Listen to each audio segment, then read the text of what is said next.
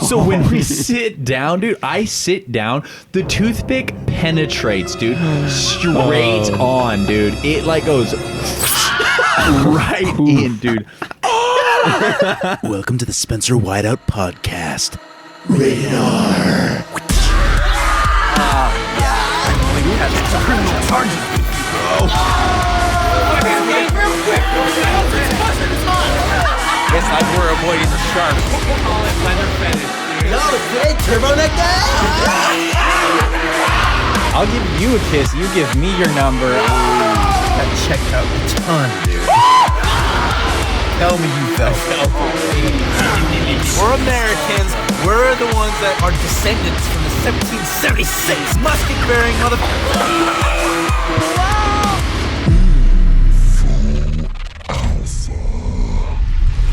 Welcome to the Spencer Whiteout podcast, where we collect experiences as badges, memories as treasures, and stories as wealth. In this jam-packed comedy episode, I'm joined by my best friend, Luke Reed, Space Waves producer, Andrew Baer, and actor extraordinaire, Tyson Pestner. Recorded April 15th, 2021, this is a segment from 5 years ago, a blast from a nostalgic past. I'm currently working through releasing all the banked episodes I've recorded. This has been quite the journey, and I look forward to updating you with all the ups and downs that have come with this passion project, this podcast, over the last 5 years. I'll be doing something extra special for episode 100, so stay tuned for that. In the meantime, enjoy these funny stories, including train tracks terror, elephant bus yard vandalism, toothpick buttpick, ass slapage, hot lava crotch, and much, much more. Let's dive in. Dude, honestly, Space Waves was like the best week ever. That was like one of the 3 best weeks of my life. Because we were just like making memes. Dude, I'm so glad you we're feel at the that. train tracks. Dude, Tyson, do you remember when I almost got arrested for terrorism, dude?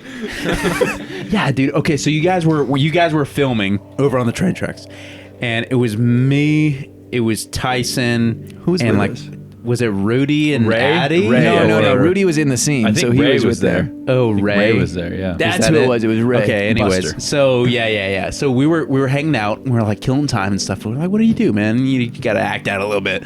And so we're like, okay, cool. Like the next train that comes by, you know, people put stuff over the train tracks and Normally see what like happens. a penny or something, you know? Yeah, or like, you know, Coke bottles or, you know, whatever. And so I was like, I don't have any of that, but like we've got these sticks and stuff, so like that's cool. And so I toss a few sticks over on the train tracks, and then the train comes by, and then I realized that those sticks were bigger than I thought. So the first car of the train knocks over the sticks, and I see the whole entire train car rise up. It's like the guy's off-roading. Like, he goes far in the air. The next car, same deal.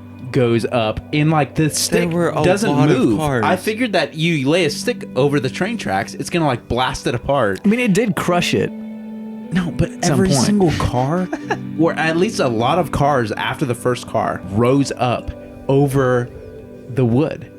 And so the conductor leans his head. Yeah, you remember this part. Death stare, dude. I know. He leans his whole entire torso out of the window and looks at us with a death stare, dude. Oh my and Yeah, I was he like, was not happy. I was For sure, he understandably. was not happy at all. Yeah, that's Yeah. why the cops got called on us, and we And only... so, And so, You didn't know? I'm like, oh my gosh, what is happening? You know, my gut instinct is like, we have to get out of here right now.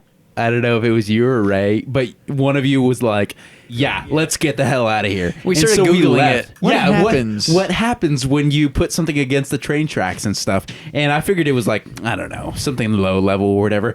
It's literally freaking terrorism, dude. It's terrorism. If you put something across train tracks and like, I don't know, derail a train, I don't know the details or whatever, but something happens bad, it's terrorism. Really? And That's I was why like, the police came. I was like, we got to go now. And so we went and hung out by the Target. That's pretty close there. Okay, we just got to like wait this out and like wait a reasonable amount of time. And then police may come and go. And they stuff. did And come. the guys that Yeah. are actually filming and stuff, they don't know anything about it. And it's great. And so then we came back after. And then, it was like an hour after or something like that. You came And then back a just in sheriff- time for the sheriff to come. And then a back. sheriff Rolls up. rolls up, and we're like, "How are you doing, sir? What can I help you with?" Get everybody's ID. It's much quicker. Okay? Okay. Or I can call the sheriff up here and we can just write a bunch of tickets. So I don't think we need to do that. He didn't even address that. We're He gonna was call like, about some people filming. Yeah. And we're like, I can't believe some people. Go arrest them. Just kidding. But that's really funny. I had no But he was clue. like, hey, I think some people were filming and stuff, so we just got to get them out of here. He made it sound like, oh, it's all good. Like, let's just fix things. It's not like anybody's getting arrested Right. for terrorism. I thought that I was going to go to Guantanamo Bay and be the only white guy there. Perfect. So... I have a story was about that. not terrorism but vandalism. You know what that is? Rated R. Spencer Whiteout podcast. All right, so basically, me and Jay Foss, dude, Jason Foster. Foster Freeze, Foster bro. Freeze, dude. The thing is we were like first grade or something. We were so young, dude. And I remember because Jason lives like super close to the school.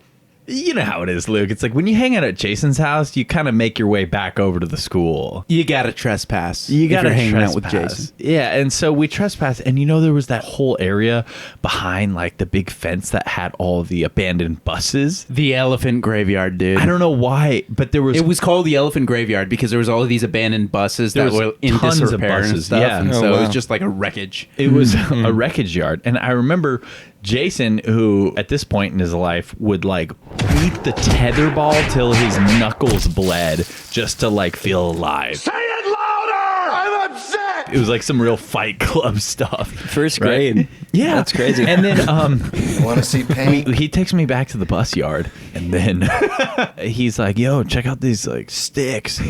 You grab these sticks. We start busting out the windows of the buses, dude. You knew it was going to get aggressive if you were with Jason. Yeah.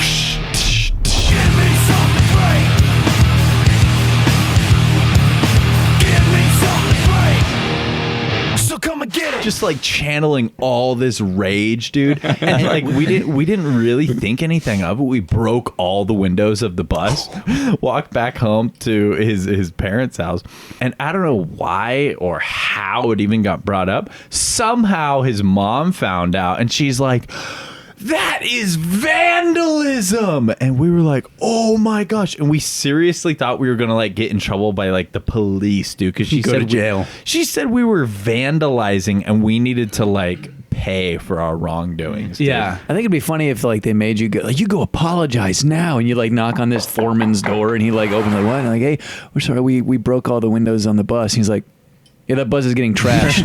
I don't care. That's why you always got to talk to the person that you make your kid apologize to, because they got to play along in order to like teach your kid a lesson. and stuff. yeah, that was a You know, bad like, thing hey, you did. You know, play along. You are a bad boy. You are a very bad boy. This is a pretty good name. Toothpick. Let's transition to butt Dude. picks. Forward Bible Camp, dude. 5th or 6th grade. I remember our cabin counselor, he made us call him Optimus Prime. Call me Optimus Prime. Okay, go ahead. The amount of back hair this guy had, he had so much Might have been Italian or like so much back hair, dude. Yeah, don't be racist. No, that one of the kids asked, "Where'd you get all that back hair?" And then he's like, I borrowed it from my cousin. we were like, "You're sick." So I don't know where the toothpick came from, but we found a toothpick.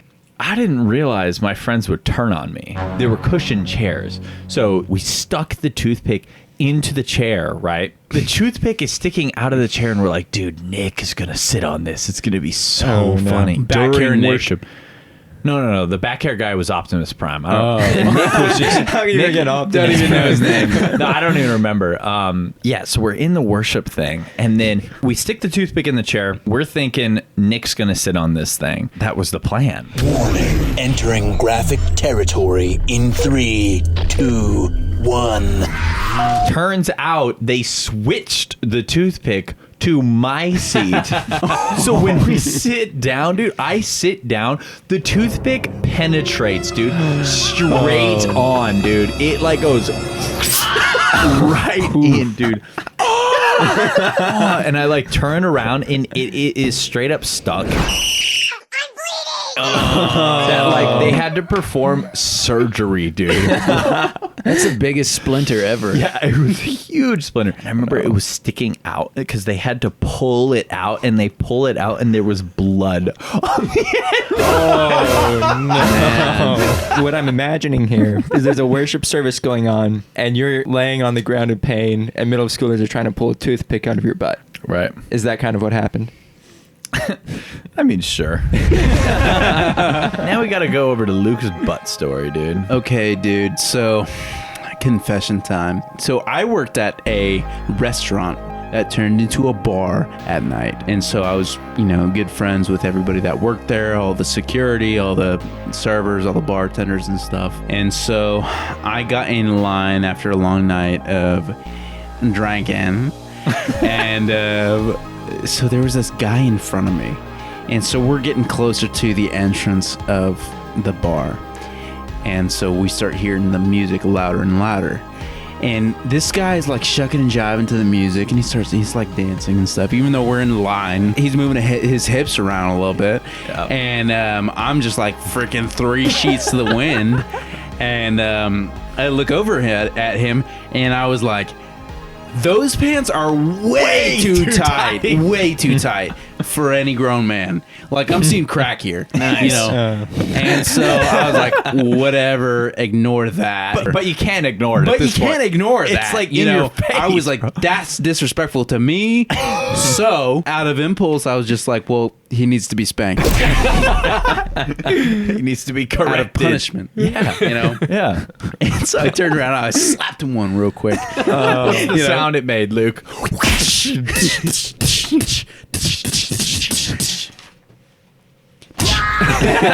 Anyways, so he turned around and he's like, yo, dude, nobody puts their hands on me. He started like copping an ego with in me. those tight pants. Yeah, in those tight pants, like really, you gonna get serious with me? And I was like, whoa, chill out, dude. It's all good, man. And this guy was getting up in my face and like pushing me back and stuff. He's like, no, nobody does that to me. Like, we're gonna fight. And luckily, since it was the place that I worked, all the security guards and stuff, they knew me. They stepped in real quick and they're like, hey, not this guy. You can't mess with him. Oh, that looks cool. That looks real cool. Yeah.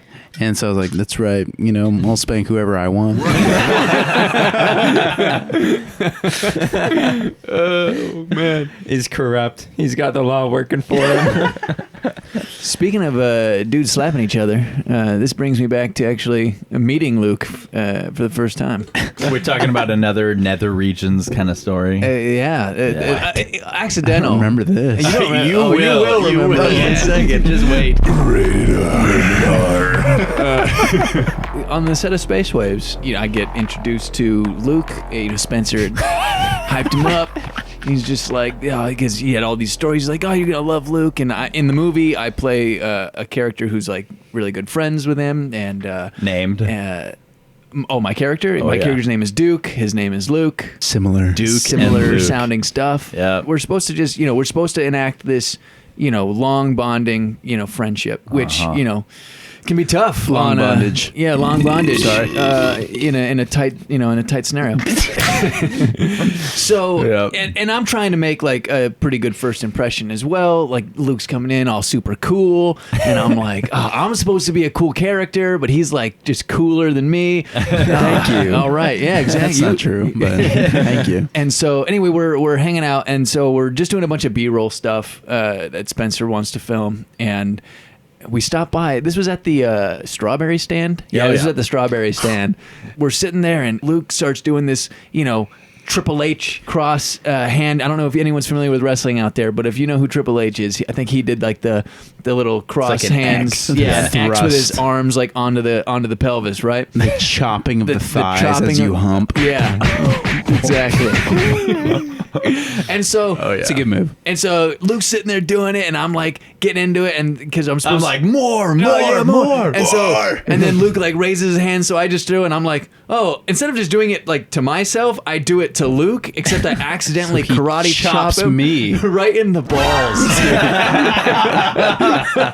And this is a guy I've known all of like 24 hours, and I just was like, oh no, You hit him so hard, bro. And you see it. I've never been the same Because it since. certainly doesn't look as devastating as it felt. And then he hit me right in the crotch. Right. For you. I mean, I felt fine, but... it should have been a horror film, really. Yeah. That would have been... Unrated. That's a great way to meet someone, by Yeah, the way. that is just good. give them the old... You just smack them right in Smack the 'em. genitals. You got to assert dominance somehow. You know, I smelled you another... see those? Those are mine. Those are mine now. Excuse me? You heard me. Mine. Okay, cool. So, anyway, I wanted to ask you a question, Luke. It's safe to say you're not an actor by trade. That's true.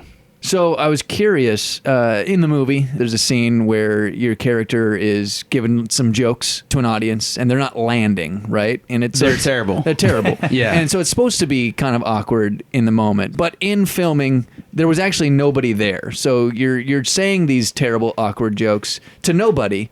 And I was just curious, like, what that felt like for you. Did that feel weird for you in any way? Or was it better that there wasn't an audience? Oh, yeah. there? Was it better that there was no one there? Well, yeah, it's so weird because literally everything is based on my real life. And so Spencer just like writes things that's like my real life. And he's like, dude, you're going to be like really awkward. And I'm like, well, thanks.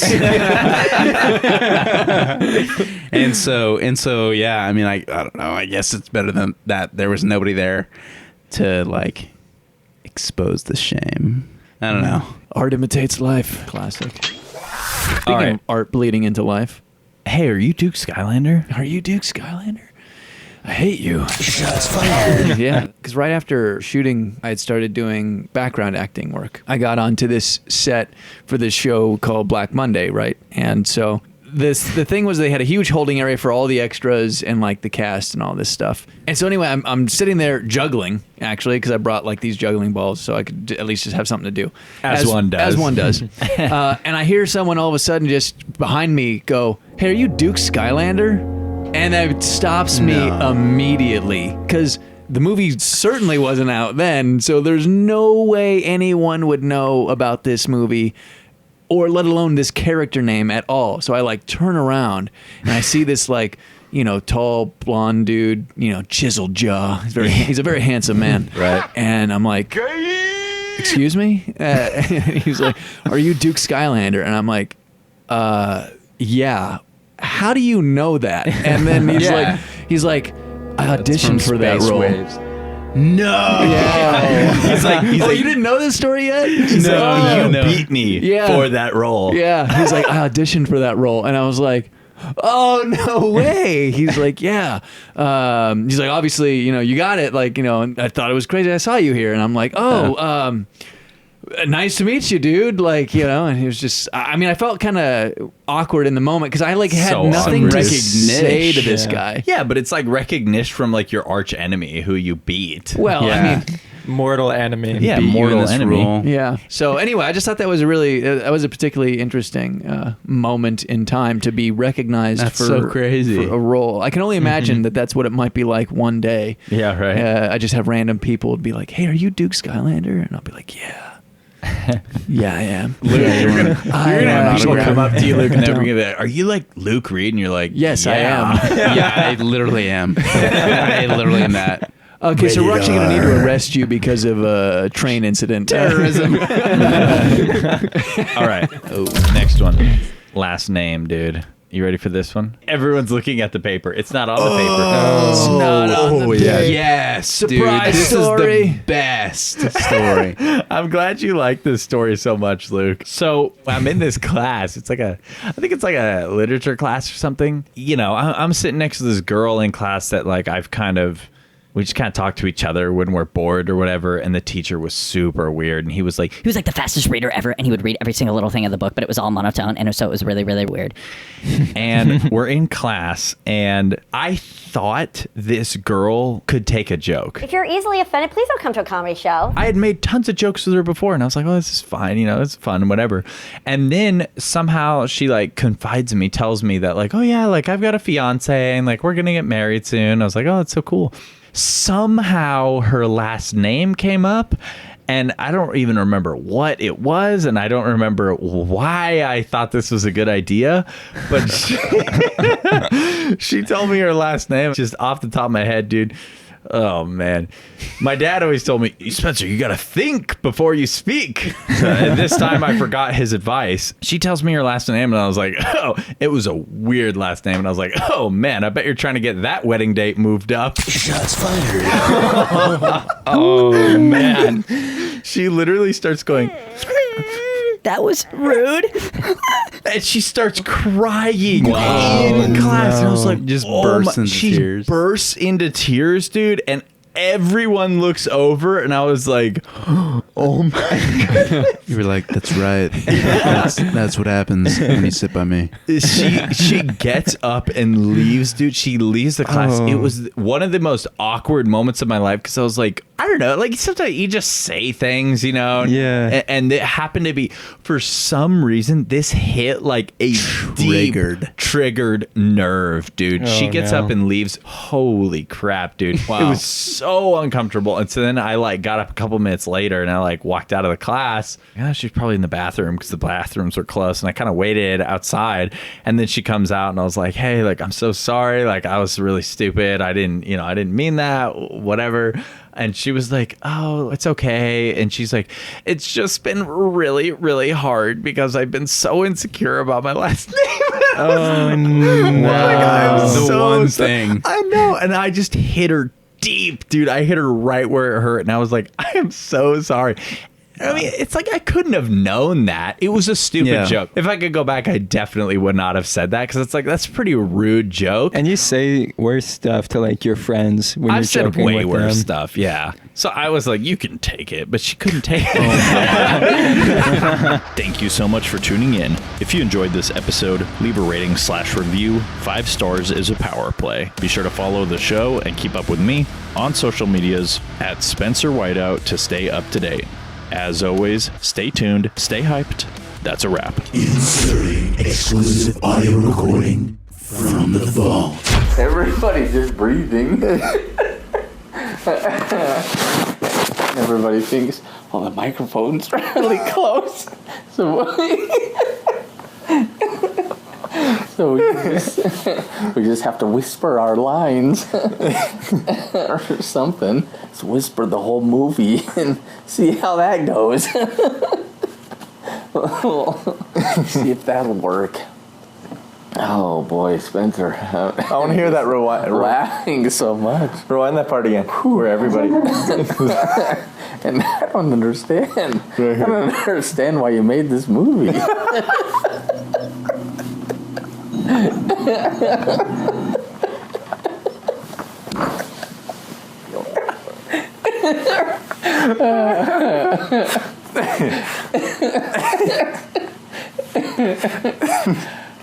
Nice. That was a good one. Was that funny, Spencer? Yeah, that was good. And that's it.